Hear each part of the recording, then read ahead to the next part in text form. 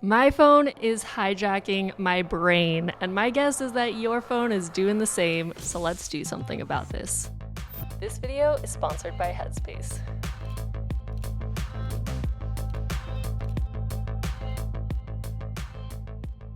Hey guys, it's Robin and welcome to the Science of Self-Care, where we fall in love with the practice of taking care of ourselves so we can live better longer. I've been focused on spending a little bit less time online, and I especially think during the holidays there's such a pull to scroll on your phone and to watch things. It's very cozy, it's kind of lazy, it feels relaxing. But in this video, I hope to maybe inspire you to choose some other additional activities that are more offline focused and focused on connecting with humans in the real world.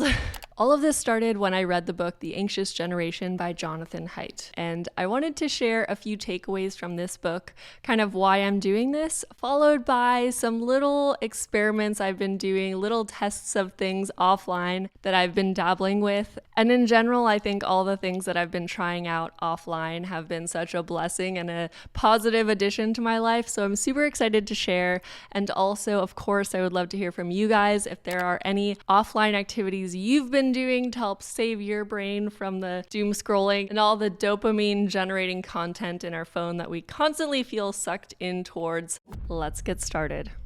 Part 1, The Anxious Generation.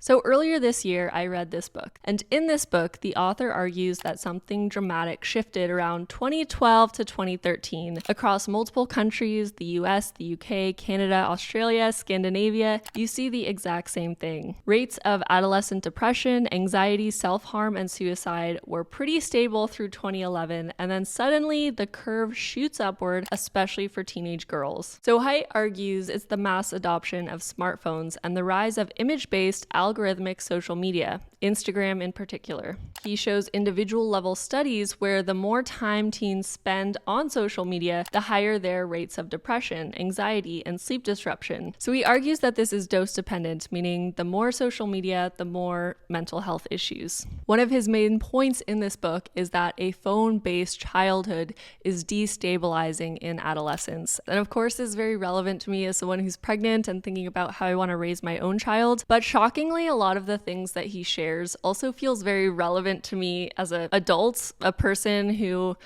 kind of grew up around smartphones, but they didn't really become popular till I was around 16. So I missed this crazy bump during adolescence where we see a rise in depression, anxiety, and self-harm behavior. Still, in my own life, I feel like there is a dose-dependent relationship between my happiness, my mental health, my mental clarity, and how much time I spend scrolling on my phone. This is one of the reasons I've made a few videos doing a digital detox or a phone-free, tech-free getaway. One of my favorite experiences, which I actually documented in a video, is with my friend Laura. We went to the mountains for 3 days and threw our phone in a pan, and it was so refreshing and liberating, a little bit scary, and also extremely enlightening because I realized that I would compulsively be reaching for my pocket, which is usually where I store my phone, in very specific circumstances. And the kind of underlying thread of all the different circumstances that would trigger me to reach for my phone were circumstances when I felt some level of physical or emotional discomfort. So it could be so subtle if I entered a room and it was kind of cold in that room,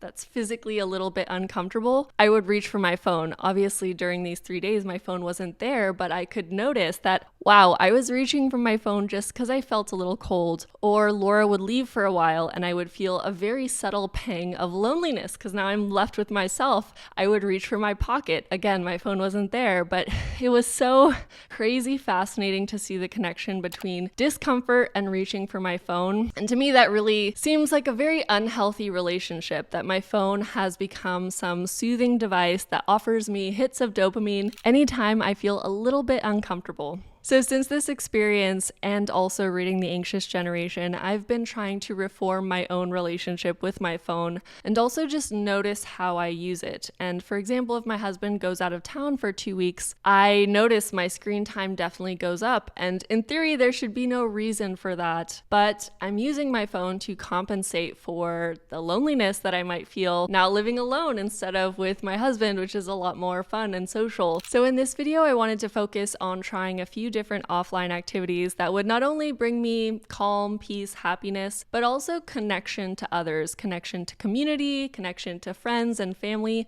because often when I'm deep in my phone, I think I'm looking for that connection, and it's really easy to turn towards my phone as an introvert, as someone who really enjoys my own company, but still needs connection with other humans. The phone sometimes feels like an easy way to get that connection, but it's not real connection. It's not a two-way connection with humans. And I know it's ironic that I'm saying this on YouTube. I do love YouTube. I learned so much from YouTube, but I'm hoping this video just sparks some inspiration to try some of these things outside of your computer and your phone. So here are the 5 activities I've been testing this fall to get offline and get connected. Number 1, a community class. I have been wanting to try some sort of community class for a while, and this fall I decided to finally pull the trigger, and I have been taking improv classes. I don't know why I didn't start this sooner. After every improv class, I just felt happier, lighter, so full of joy, and super connected to people that I completely didn't know. I don't have too much fun footage of improv because I really want to keep people's identity private. I mean, improv is one of the safest spaces where you come and you just act a fool and just be in your body and be in your minds very presently.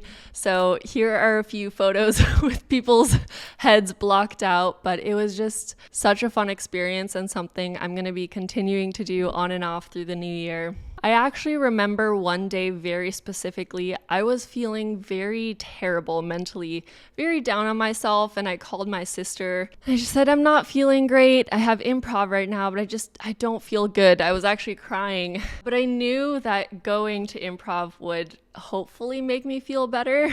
And then I went to improv, and afterwards, of course, I called my sister back and I was just beaming. Wow, that was so fun. I feel so much better. I feel like I'm in a completely different mental state. Improv itself is a special breed of letting go of things and being present. But honestly, any community class where you can regularly come together and work on some sort of project, maybe it's a pottery class, an art class, a skill you've been wanting to learn, or just something you've always been curious about. Learning and creating with others can help us be a little more social and a lot more present.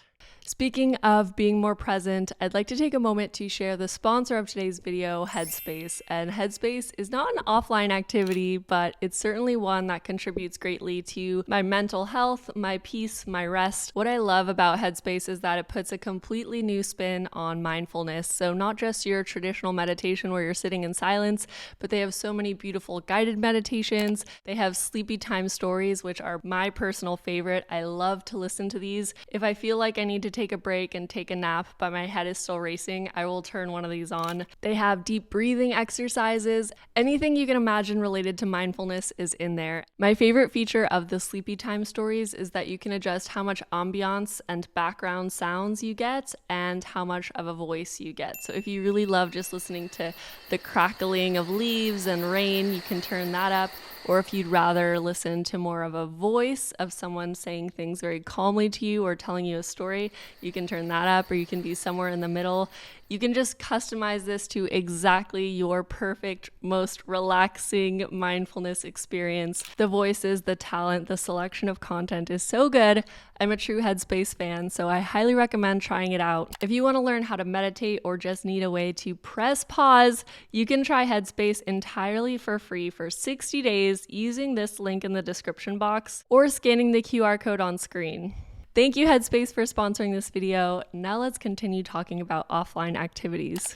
Number 2, volunteering. Good old-fashioned volunteering. I know that this is something that is not new, or sometimes doesn't even seem sexy, but man, can volunteering just lift your spirit so much. So this past Thanksgiving holiday, I actually went back to Los Angeles, which is where I grew up, and was able to volunteer with my sister at the Union Rescue Mission, which is a shelter in Skid Row in Los Angeles where there's a lot of homelessness, and they feed meals and they house people and help them transition out of the streets. It's a special place for me because I used to volunteer there when I was 16, which is crazy, but I went back there finally after wanting to go back for so long, And it was really beautiful to share that place with my sister, to serve people food around Thanksgiving time. I think something easy to forget about volunteering is how much it can change you, how much giving to others actually gives to yourself. I wish it's something that we all remembered more, because I feel like it's so easy to think I don't have time to volunteer, when in reality, we have time to spend hours on our phone each day.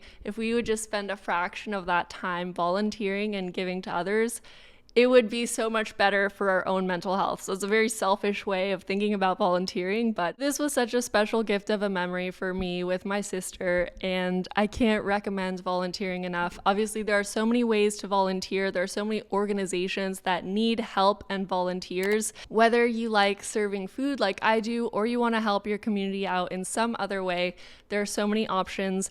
And if for some reason very formal volunteering at an organization feels inaccessible in some way, honestly, even just a random act of kindness for a stranger can make such a big impact on how you feel and also how a community feels. But I do think something very important to remember is that when we give to others, it's important to give without expectation of receiving anything back. That is how it feels so good, and that's true giving. So those are my thoughts on volunteering. It made me so happy. Highly recommend. I'm definitely going to go back to the Union Rescue Mission the next time I am in Los Angeles. Number 3, crafting with friends or for friends. Last year, I was invited to this super cute crafting night by my friend Marissa. Shout out to Marissa. This night stuck with me a lot, and it made me just want to craft more in general. And one of my favorite things to do is actually craft cards for other people, especially around the holidays and the new year. It's such a fun time to make something handmade and tactile for someone else that you love. Send them a little note out of nowhere, even if it's not during the holidays. I feel like crafting cards is something that anyone can appreciate receiving and will make you so happy to do.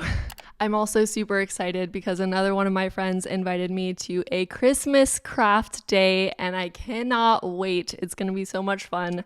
So just crafting in the presence of friends or something for friends is a very wholesome, very tactile, very soothing activity. You don't have to be a good artist. It's just nice to make things with your hands and receive things that have been handmade with love. Number 4, social walking or social movement. I love to go for walks and call my sister or my mom. It's such an easy way to catch up with loved ones. I think my mom really appreciates how often I call her. It's also fun to go on physical walks with other people like my husband.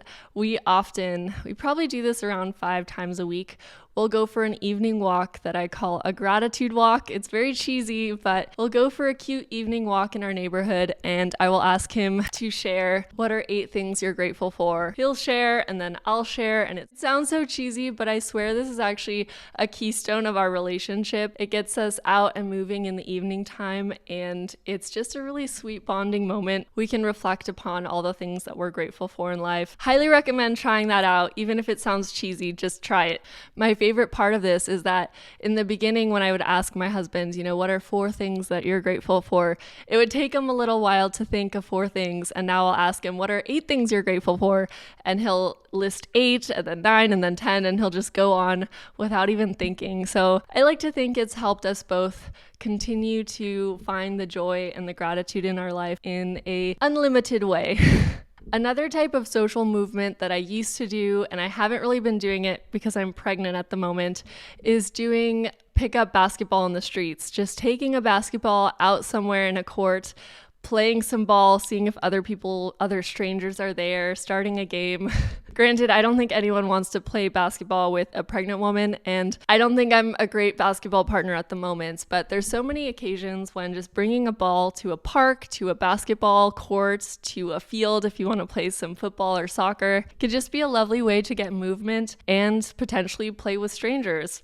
Lastly, another thing I've been trying this fall is asynchronous challenges with friends. Let me give you an example to paint a picture of what I mean. Right now, I am currently in a photo challenge with one of my best friends, Laura. We both are taking a disposable camera and filling it up within 48 hours with the color theme green. So basically, our only job is to go around our neighborhoods and photograph things that call to us somewhat in the theme of green, and that can be green color, it can be greenery of any kind. There are no real rules, but it's nice to have some sort of prompt. And I've done this in the past. I did a photo competition with the color theme red, and it was so much fun. So I highly recommend these film photo challenges if you do like photography. But there are so many other ways to do some sort of challenge in your neighborhood. You don't even have to live close to this friend, but if you're both committed to a challenge for a day, a week, for 48 hours, for a month, it's just nice to do something with another person, thinking about how they're also doing it. So when I'm going around and taking pictures of green things, I'm just thinking of my friend Laura, knowing that she's doing the same. And it's just a way for us to be connected, but connected asynchronously, and we can take our pictures in our own time, but still be thinking of each other, and then compare our photos in the end, which is the best part. But of course, there are no rules. This is just something to get you going. So those are the 5 offline activities I've tried this fall. I'm also really excited to host a phone-free dinner in the near future where people just put their phones in a box and no one touches their phone for a set number of hours. And I would love to bake something for a neighbor. That's something I've been wanting to do for a while and I haven't done it, so this is holding me accountable by saying it in this video.